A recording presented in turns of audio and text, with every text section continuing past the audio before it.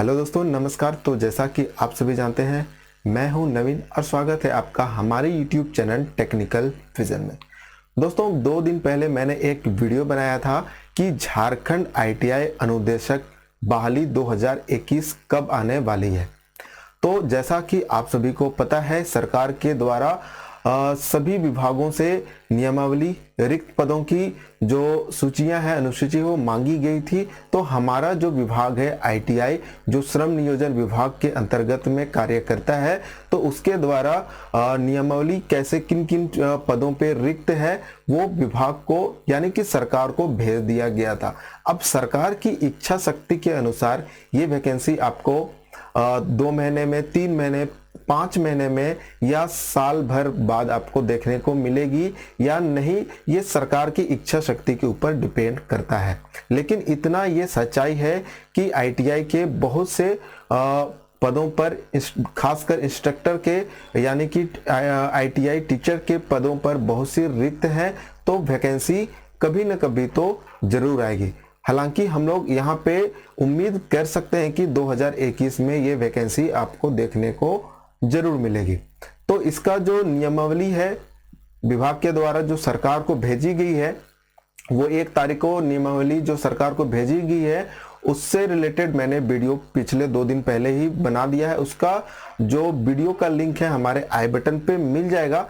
तो आज की इस वीडियो में हम लोग बात करेंगे, उस वीडियो पे मैंने जो अच्छी तरीके से क्लियर नहीं कर पाया था कि आपको एक ITI अनुदेशक बनने के लिए अकॉर्डिंग टू DGT के रूल के अनुसार क्या क्या क्वालिफिकेशन होना चाहिए।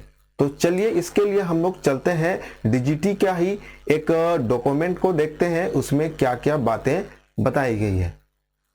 दोस्तों, आप देख सकते हैं हमारे पास एक फिटर का सिलेबस है, जो कि हाल ही में जो करंट में जो सिलेबस चल रहा है यानी कि NSQ लेवल 5, ठीक है। ये आपका रिवाइज इन 2019 यानी कि 2019 में ये रिवाइज हो रहा है। तो ये जो डॉक्यूमेंट है, ये जो सिलेबस है NSQ लेवल 5 यानी कि जो करंट में चल रहा है, वो यहाँ पे हमारे पास सिलेबस है। इसी सिलेबस में आपको बताया गया है कि आपको एक फिटर इंस्ट्रक्टर यानी कि आप रिलेवेंट ट्रेड यानी कि आप जो ट्रेड से संबंधित रखते हैं, उस ट्रेड से आपको क्या क्या क्वालिफिकेशन, उस ट्रेड के लिए आपको क्या क्या क्वालिफिकेशन रहने वाला है। तो यहाँ पे आप देख सकते हैं, यहाँ पे instructor qualification for fitter trade. Fitter trade सिर्फ के लिए ये नहीं है, आप जो भी ट्रेड से संबंधित रखते हैं, इलेक्ट्रिशियन, फिटर, टर्नर, वेल्डर, जो भी ट्रेड से संबंधित रखते हैं, वो ट्रेड आपका जिस डिपार्टमेंट के अंतर्गत में आता है, उससे संबंधित आपको यहाँ पे क्या क्या क्वालिफिकेशन रहना चाहिए। तो आप देख सकते हैं BOC यानी कि बीटेक या जो आपका डिप्लोमा है। तो सबसे पहले देखते हैं बीटेक के लिए, तो आपका फिटर के लिए, या आप मान लीजिए इलेक्ट्रिशियन से हैं, या आपका जो भी ट्रेड है उससे आपका जो बीटेक का डिग्री होना चाहिए उसी ट्रेड में होना चाहिए। यानी कि फिटर से हैं तो आपको मैकेनिकल इंजीनियरिंग में आपका बीटेक होना चाहिए। उसके साथ साथ 1 ईयर का आपका एक्सपीरियंस होना चाहिए इन रिलेवेंट फील्ड, यानी कि इसी क्षेत्र में कहने का मतलब ये नहीं है कि आप सिर्फ ITI में टीचिंग करा रहे हो, उसका सिर्फ एक्सपीरियंस नहीं है। इसका मतलब ये है कि आप मान लीजिए फिटर के हैं तो आपको मैकेनिकल इंजीनियरिंग के क्षेत्र में ही आपको उस क्षेत्र में आपका 1 साल का एक्सपीरियंस होना चाहिए। ऐसा नहीं कि आपने बीटेक कर रखा है मैकेनिकल इंजीनियरिंग से और आप कहीं पे स्कूल में पढ़ा रहे हैं, तो उसका यहाँ पे एक्सपीरियंस काउंट नहीं किया जाएगा। इसी क्षेत्र में आपका एक्सपीरियंस होना चाहिए। उसके बाद आप यदि आप डिप्लोमा है तो डिप्लोमा इन मैकेनिकल इंजीनियरिंग होना चाहिए, और उसके साथ साथ आपका 2 ईयर का एक्सपीरियंस होना चाहिए आपका रिलेवेंट फील्ड में।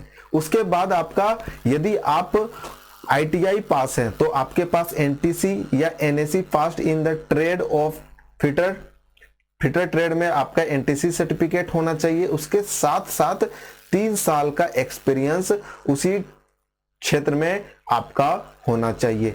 सबसे अच्छा जो एक्सपीरियंस है वो आपका, यदि आपका ITI में टीचिंग के रूप में ही है तो आपको कोई दिक्कत नहीं है, आप इसके लिए एलिजिबल हैं।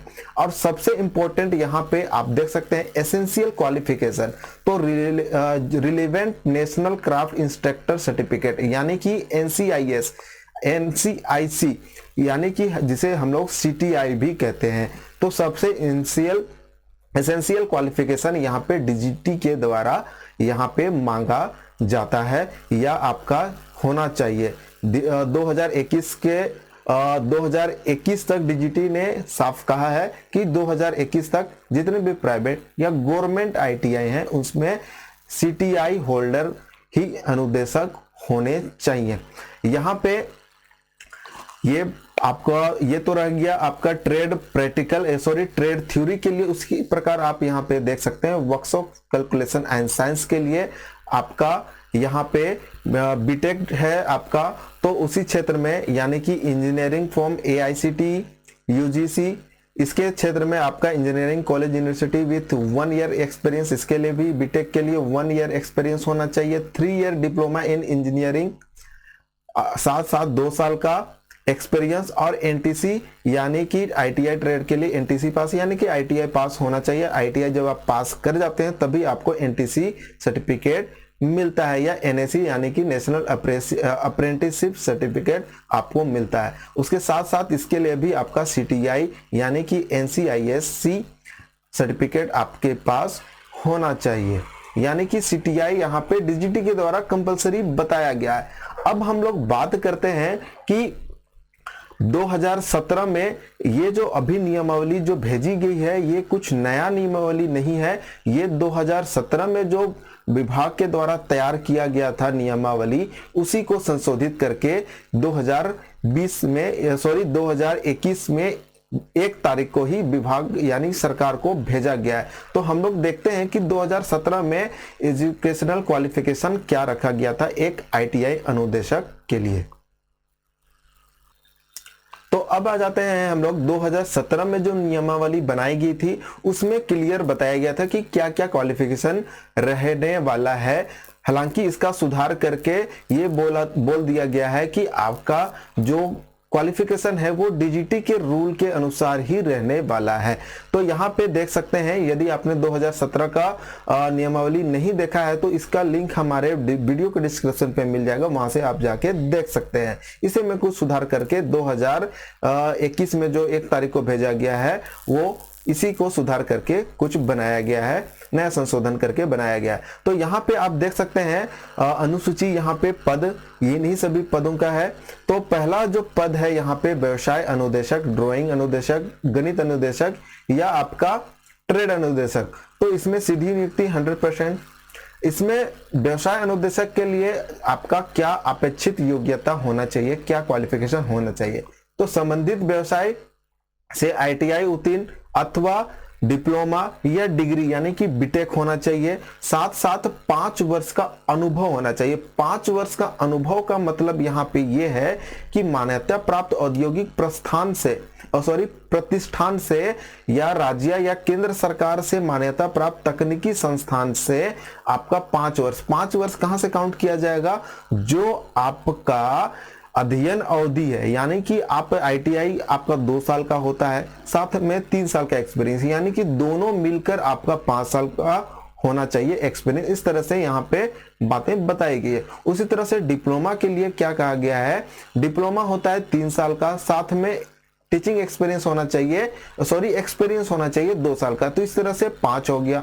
उसी तरह से बीटेक का जो अध्ययन का अवधि होता है वो 4 साल का होता है और उनको एक्सपीरियंस चाहिए 1 साल का। इस तरह से 5, इस तरह से इनका कहने का मतलब 5 वर्ष का इस तरह से काउंट होने वाला है। ये 2017 के नियम के अनुसार ये बताया गया है।